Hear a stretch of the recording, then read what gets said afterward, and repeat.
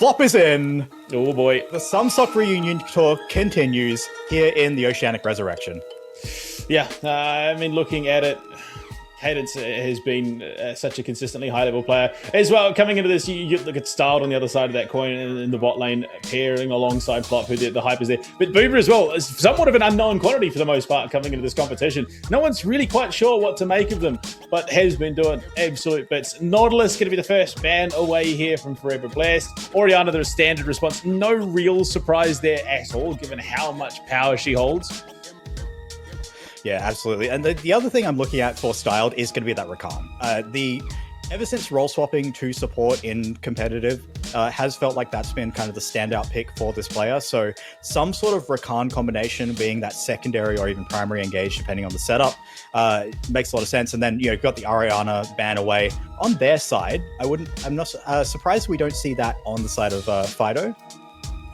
Are we looking into Xin pickup for Foreigner? It has to be, right? You're banning away the bug. The only way that makes sense is if it's a Xin crackback, maybe with something like a Yunara, if it's not going to be banned on your side. But that feels dangerous to leave open. I mean, a Kha'Zix ban speaks more to a potential propensity for trigger rather than, I think, being all that greatly worried about at it. But, I mean, as it stands, you see a number of these strong duos being taken out, at least half of that equation. I mean, the Orianna has so many pairings with that ball delivery system. But Ashe and Kai'Sa being targeted away from Booba down in the bot lane. And for someone who is relatively unknown, carry bot laners are very scary. So you don't want either of those in the hands of we're Booba. handshaking. And Jinx even being taken away from Dio. Yeah, we're handshaking here. So I think this is going to be Ambessa if SK Knight wants to pick that up, and then you could leave the flex open for trigger. And then you're hoping that it's a Xin, probably Yunara, crackback, and then they maybe take the Lulu on their side. That would be the usual priority of things, but obviously things can go different directions. The Rise just hasn't been prioritized throughout this tournament, so now it's finally going to get picked up. Yeah, I was just thinking that Rise not being banned out open as a first pick, just very, very strong in its own right. The standard, counter play is the Anivia into it for the most part from what we've seen, but obviously that is up to Fido's discretion at the end of the day. Yunara, there you go, like you said, was potentially part of that handshake equation. It is going to be hovered, and an Afiri for Foreigner. Wow. So this normally gets paired alongside the Orianna to be part of that Orianna sort of combo, but really odd to see this one come out so soon. The other one we see into the Rise is often the Casio, which I believe Fido does have a Casio. It does get to kind of make you very front to back. He kind of takes away a lot of your dive opportunities, which is why I don't mind necessarily the Neferi to give you that backline access. And then I think if you structure your fights around some sort of tank, like just get yourself an Ornn or something really reliable, then I can see this really, really working out for Cat with Sombrero. And there's the expected Casio. So we're going to be lining up in the river. We're looking at each other. We're snapping our fingers, and we're advancing each other really slowly, West Side Story style. Yeah, I mean, that's exactly it. Well, I mean, you'd love an Orianna, given that Foreigner has drafted the Fury, but Cassiopeia, I suppose, will do in a pinch. Nocturne. I mean, again, your most standard pairing in the mid lane for both the Neferi and the Nocturne has been banned away by Cat with Sombrero. Interested that it is such a prior. Alistar, yeah, look, makes a lot of sense. It's going to do a lot in that bot lane to try and give that space over and make it as hard as possible for this Thresh. Not quite yet your Enchantress punish, but Xin Zhao going to be banned out, in fact, by Cat with Sombrero. I'm curious. The Neferi, usually you see it paired with an Orianna, pretty traditionally. Yeah, and you've got your mid lane locked in, so that's probably going to be jungle Neferi. So now what are you looking for on Forever Blessed? I think you're on Cat with Sombrero at the end. As much as we don't want to see it, there's the expected Lulu. As much as we don't want to see this player on a tank, I think he's going to be on tank duty. And then he just has to be the engage, just be that primary R button presser on a Malphite or an Ornn. So you've got a chance to pick up something which can work into that. I don't know if I like the Renekton in that regard. So Forever Blessed, how do you get through the front line? How do you get to the Yunara? Many questions to be asked. And a Mundo.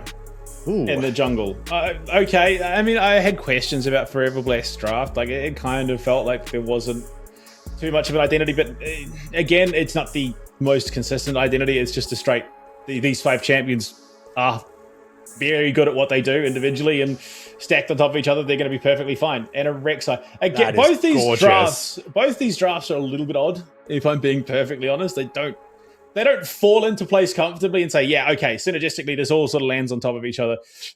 Again, just two drafts of individually very good champions. Yeah, 100%. Like, you're not happy, sorry, you're not too upset with either of these drafts, but I do love what Cat with Sombrero put together here because they've got frontline. This is going to be very much that tank build on the Rek'Sai where you just are going to be that ever-sustaining frontline. You've got dive threat that's so easy to pull off, and most importantly, frontline shredding and then ability to get past the two tanks. There's really not a lot that a Renekton and a Mundo could do to stop an Nefiri or a Rek'Sai from pressing R on your carries. So it's really easy to execute a team fight for the side of Cat with Sombrero. Whereas I think Dio and Caden's going to have their work cut out for them staying alive in these fights if this game does to swing against them. Yeah, I mean, the big problem for Forever Blessed is obviously getting close enough to actually fight with a Cassiopeia in play. So the go forward idea is there. It's just there's counterplay to it. I think Fighter may be kicking himself that he didn't in fact draft the interview because it gets even crazier value and dissuading that complete full court press from Forever Blessed. But either way, end of the game 3 of the evening here in the Oceanic Resurrection tournament. And it is going to be the Nefiri spotted out on a ward, so noted is the position of Foreigner, going to be clearing from top to bottom, as will be the Mundo. So that potential clash does look like Boomerang style. They're going to be able to crash that wave level 1 or level 2 fairly cleanly. And invade. This is cheeky bold. Invade. Foreigner trying to make something happen here onto the Mundo. Jumping forward. Does get a bit of damage out, and is there going to be support coming at all? No, unfortunately, Trigger is just going to mosey on down to his bot side. It is watered at that red buff as well, so Camp's stolen away, and Fido and Cadence going at it. I'd say hammer and tongs, but it's Smurf and Snake at this point. Yeah, going to be trading a lot of damage. Of course, Fido going to have that a little bit more sustain at this stage of the game, so he's completely fine. But this is an interesting situation with these junglers. Of course, level 2 hit by Booba and Styled in the bot lane. I think Trigger, he's going to have to clear his bot side here. And I don't think he gets to split map, and he definitely won't because Foreign is just walking straight into his jungle. This is psychopath behavior. Oh, he very nearly was able to smite that one away even. And yeah, poor really, Trigger really might close. have the level lead, but there is so much standing gold in Foreigner's jungle. He is going to come out well and truly on top. Yeah, and I think the play was that you've got this wave that's been crashed, so that's going to push back for Boober and Style. It looks like they're going to dunk a second wave, because why the hell not? It's just a Mundo. But they will be able to back off, take their reset here, and then be completely safe, even hitting level 3 soon. Level 3 on their timer. So, yeah, Foreigner going to be clearing his bot side. He's there in case they need it, but the reset can come out, and this is just such a well-navigated early game by Cat with Sombrero, just off of those kind of crazy invades by Foreigner. Exactly. Then going to have that lane prior up in the top side into this Renekton matchup. So, I mean, Grub's very much a possibility for Foreigner. In terms of the map state, they've just got full prior Cat with Sombrero. The Foreigner is really getting his cake and eating it too. Yeah, he's going to get a massive lead out of the jungle there, although right now doesn't really have that lead. Trigger looking up top side, he's going to walk over a ward. Theon can press E and not be there, so this is a difficult gank at the best of times. He is just picking away with that last potion in his inventory. As the Dorans, Rek'Sai's not taking any damage. Fido's forced to flash, and he does, but only to his death. Fido, the staunch up in the mid lane, they'd been standing chest to chest, egoing each other, and unfortunately the Smurf falls, and this Cassiopeia in the hands of Fido stands tall. 11 CS up, plus a kill, plus plate. And we've talked about how Fido has been the shining light for this Cat with Sombrero team. Has been putting up stellar performances in that mid lane, and there is just the Cassio has the combat rune with the Conqueror, so once that's stacked up, you just have so much extra damage. Theon looking for an engage here. S-Knight, he's in a world of trouble, does have the flash. Has the TP, but there's just nowhere to go. You're not going to be able to clear that distance, unfortunately. Flashes, but the dogs, can the dogs get it done? S-Knight's still alive, but the end flashes forward. Happy as Larry, and will walk himself out at danger 2. Very early picks, 4.5 minutes for Cat with Sombrero. Flash is traded, 2 kills to the good for Cat with Sombrero. They are chilling in this game, exactly where they want to be. And their composition does not scale poorly either with the Unara, with the Cassiopeia. So this is looking great for the side of Cat with Sombrero. Going to be dragon spawning in 15 seconds. So looking for an opportunity for the whole bot side has reset, so they are completely fine to look to challenge this dragon. Fido going to be having that tier stacking up nicely, and everything's just going great. And that dragon spawning right now. The only thing you can say is maybe that Trigger could look to try and sneak that away, but he's not got bot prio, he's not got mid prio. That's not a good idea. Yeah, not at all. I mean, unfortunately for Trigger, for the next wee while, he is just, in essence, homeless. He really can't do much, given how threatened his own jungle is. I don't even know if they can make a kill happen here. Fido is such a powerhouse. If Caden steps too far forward, he's in real danger. But look, Fido plays it smart, respects the presence of his big, bulky Mundo, allows Cadence to walk up to that wave, but again, still holding a decent lead. Yeah, the bulk is the big thing, I think. For this Cassiopeia, such a good counter pick into the Rise because you just get to take such effective trades if you do extend them, which the Rise wants to do, but the Cassio just does better at this stage of the game. But the thing is that if you hit the poison on someone, then you get the spell vamp on the Twin Fangs coming out from the Cassio rather. So in late game fights, if Fido is not shut down, then that Mundo is just a bloodbag for Fido. He's going to be sustaining just impossibly through these fights, and they will not be able to do anything, especially if he gets to like, it looks like he's going for the Archangel, so he's just going to go that one defensive item online. Dio. We move on from that one. Just pretend it didn't happen. That's what, yep. what at least the Forever Blessed Faithful will be doing. Oh, at the end again, looking to get aggressive onto S-Knight here. Does get a decent chunk of HP back, but Thean says, well, my healing's probably a little bit better at this stage in the game. And unfortunately, the Trigger, Foreigner is still on his case. Oh my god, he just doesn't get to play the game. No one from Forever Blessed is getting to play the game. They really are just leaning on trying to get out of this early game with as little damage as possible, I think. And it's just not going to happen because Foreigner is running straight into Trigger's jungle. There's no movement from the top laners, so this is just an honest 1v1 smite fight. He gets it. Yeah, it's stolen by Foreigner. Unfortunately, yeah, just with lane prio across the rift. Trigger doesn't have the support he needs to contest this, and he's even going to be stopped at a recall here as S-Knight is in a world of trouble. Dominus pop, but it may not matter. Thean has the damage, and the ult still there in the pocket for Foreigner 1. Picked up, cleared, no aggro there. Looking to turn it around the Trigger. And the Realm Warp comes in. Cadence might have just bitten off way more than he could chew, especially with Fido coming in on the backside. Does have that petrifying gaze. Thean looking to set it up. Fido's there, just a quick tank. Allow this Cassiopeia to get the damage out. No ult for this Mundo. And this is a very, very horrendous position for Forever Blessed to find themselves in, trying to clear that wave desperately. And the wave comes in, the collapse on through, double knock up into Miasma, into the gaze, and they wipe both the jungle and mid lane duo of Forever Blessed off the map.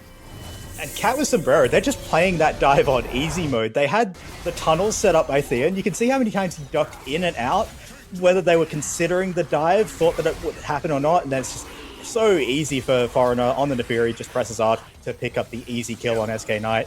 Realm Warp comes in, Cadence just doesn't have the damage, and Fido sits here for so long, they eventually go for the play, and you've got the Neferi, actually gets to the level up. That might have been a bit sketchy. I'm not sure if that would have been enough damage to get the kill, but it is easily just out of the tower range before it even matters, so it just fish in a barrel, quite literally.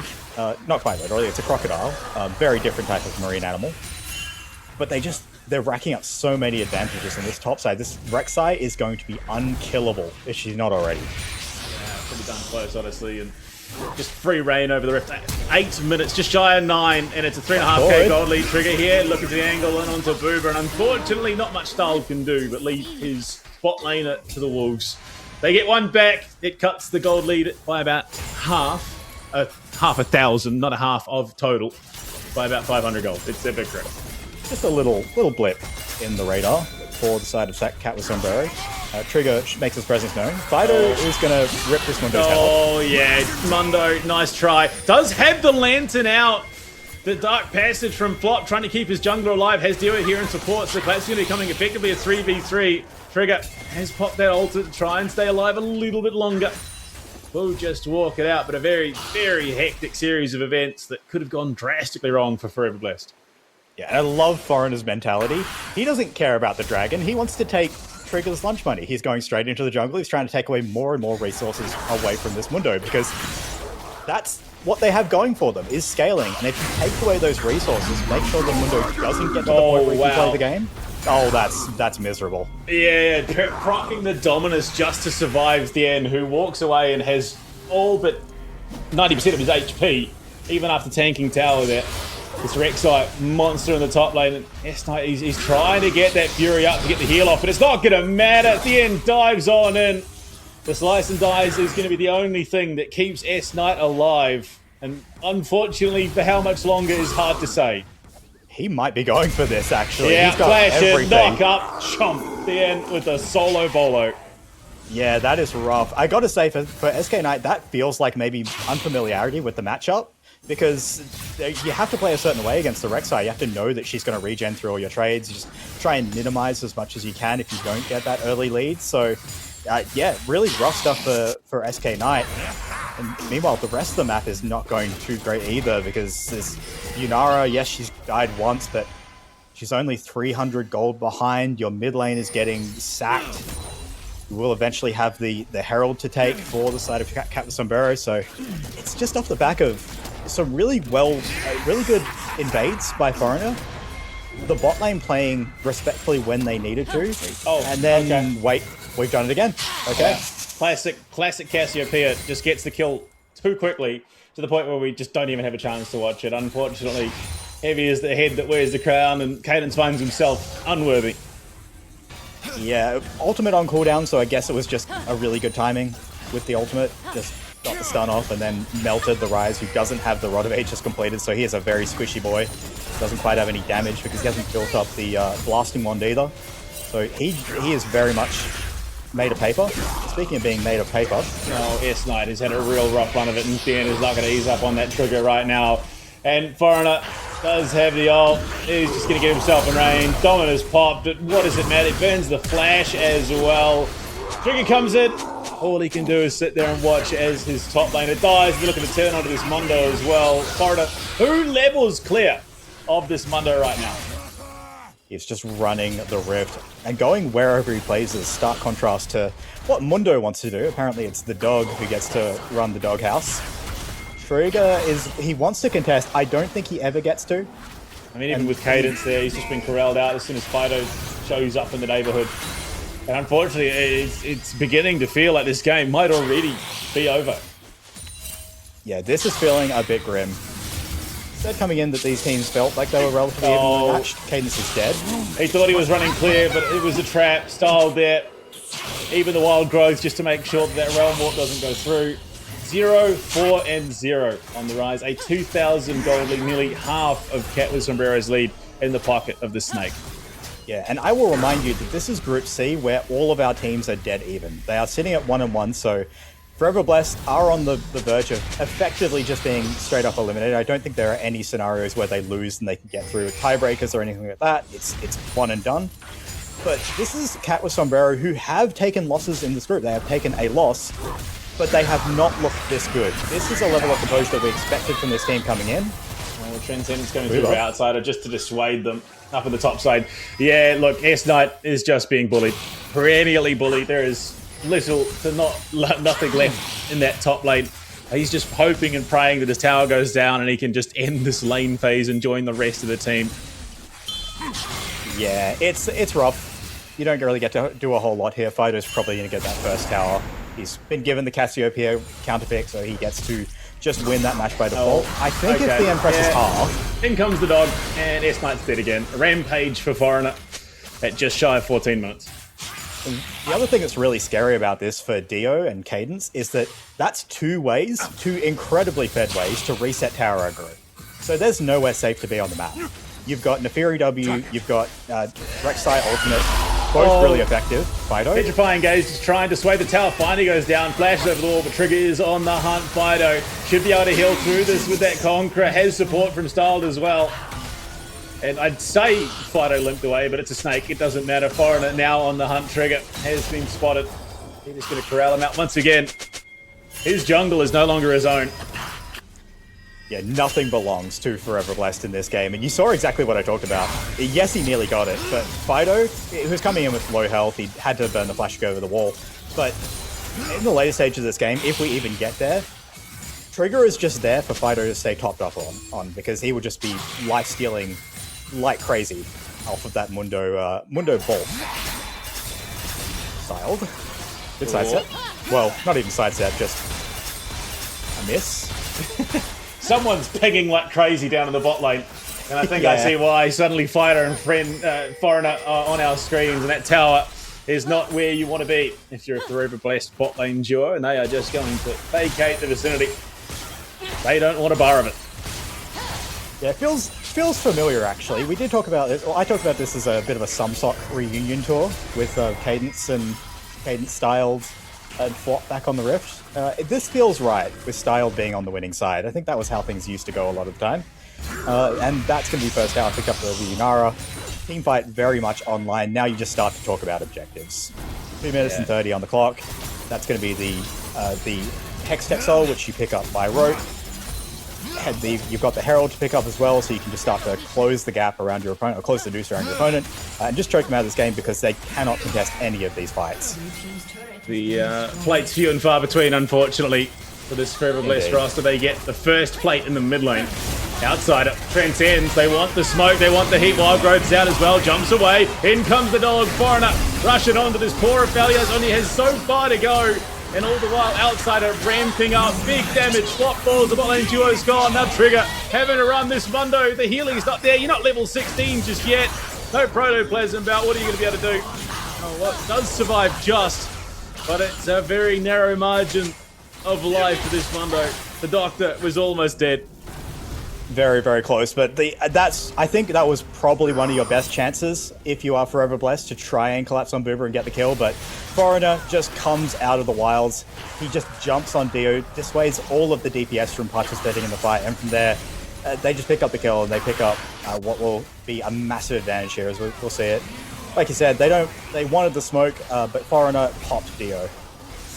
Yeah, unfortunately, Yunara just given that space, allowed to ramp up, and poor Trigger running like Forrest Gump, trying to get himself clear. Does survive to fight another day, but at what cost? It's costing you a bit of everything. That Yunara is going to keep 10,000 gold, 17 minutes in. That's a bit.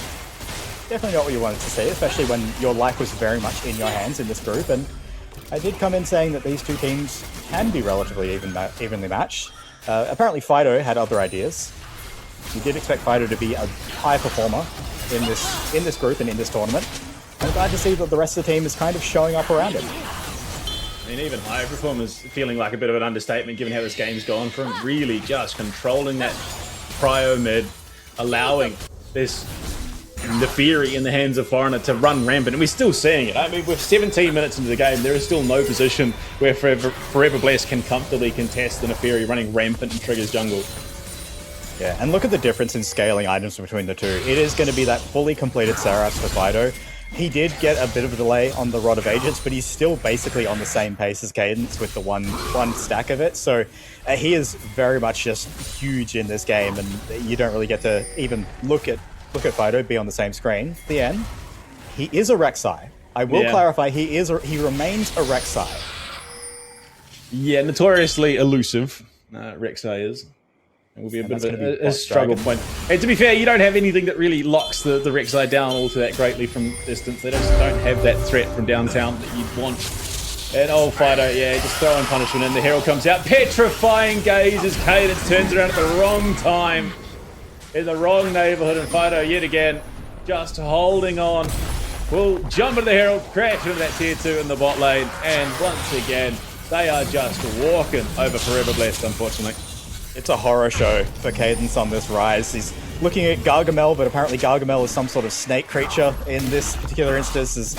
Herald's going to crash. It's going to get them more real estate on the map. That is maybe one of the biggest gold leads we've seen in this tournament. It might be the biggest gold lead in the tournament. I don't even know if it's Gargamel. I think Gargamel's just upgraded from Ezreal to just a snake. Like the cat's only going to just do so much in dealing with these Smurfs. Snake doesn't care. Cold-blooded. It's just going to go and wipe them all out. Yeah, it's kind of if you play Magic the Gathering, Rotten Mouth Viper, I think is what we're seeing, just annihilating your entire board. That's what Fido is right now, and They're probably just waiting for the Baron to spawn. I think they just do this They on literally spawn. are. Yeah, I think they can are. just take. They have a Cassiopeia. They can just press Cassiopeia buttons, just melt that thing. Yeah. Snake v snake. Oh, it's rough. It is very, very rough for Forever Blast, given the standings were every single team in this group being 1-1. Unfortunately, disparity. I mean, yeah, look at it. The gold lead since roughly 3 minutes 50 has just been well and truly in the hands of Cat with Sombrero, and there's just been no ease up whatsoever on that downward trajectory. Baron now in play. They clear the waves, and well, I mean, realistically, Foreigner says, I might be able to do this myself. I don't know if he can, but he's going to give it a solid crack. He's going to have the cavalry coming in to help him with the big purple worm, so he will be completely fine. That one's going to go down nice and easy. But I think we have to talk about this in the scope of, like, this game is done. This is done and dusted. We will not be seeing Cadence and co advancing in this tournament. And that's a shame, because obviously they are stalwarts of our little oceanic scene. But I think we have to talk about what this team is showing us in this particular game and whether they can bring this against other teams. Because Fido has been regarded as one of the best competitive mids in the region. Foreigner has always been a standout in the jungle, and Thien is just Thien. So the only question marks we would have going in would be around that bot lane, and they've looked pretty good as well. So I think this is great signs for this team moving deeper into the tournament, that maybe we can see them be competitive in playoffs. Absolutely. You'd hope so. It makes for more enjoyable gameplay to watch if it is the case. But right now, it is a bit of a lockout. S-Knight, oh boy. Him and his one item have been found yet again. And Style walks in, throws a good lunge for good measure. And it's going to be Foreigner to come in and collect it, it looks like. No, the healing just there. It's going to be Thien. Pops the Void Rush to make it a done deal. Flop, jumped on. A double kill for the Rek'Sai. What more can Thien find? Is he's just slowly healing himself up and away. Trying to reset that aggro. Outsider, unfortunately, catching it for himself. So the health bars have taken a bit of a beating courtesy of this tower. They like to back themselves off at the moment, but all the while, Fido in that mid lane. They're looking to collapse this wave in, get some big damage out, and unfortunately, yeah, the HP is not the healthiest for Cat with Sombrero. And there's no response. You can see all the towers just haven't been touched. This is, oh my god. Oh, okay. Yeah, okay. Cadence is 0-6, unfortunately. Has just been manhandled in the mid lane.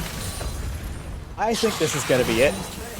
What I was going to touch on is that plates just let you extend the gold lead so much easier if there's no response from the opponents, and we are going to lit back away to fight another day.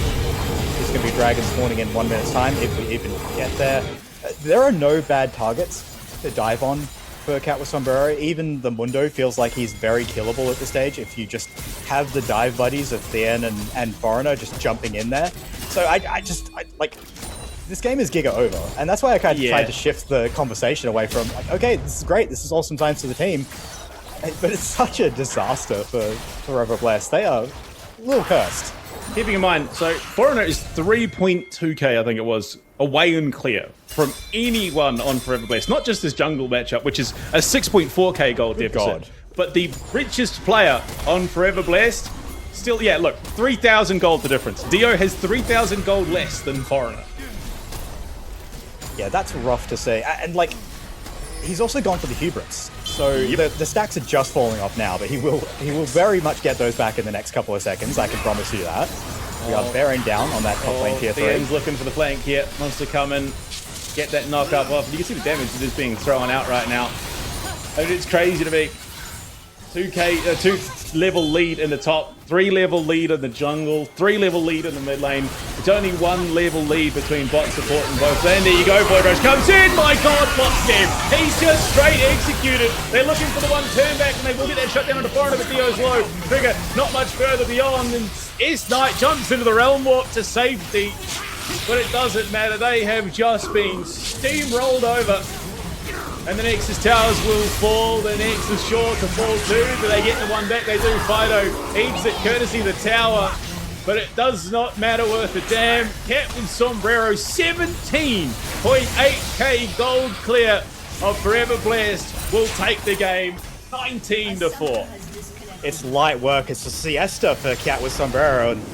And that felt like one of the most dominant games we have watched in the Oceanic Resurrection season. They just ran them over. And Fido, I keep singing his praises. He looked damn good in that game.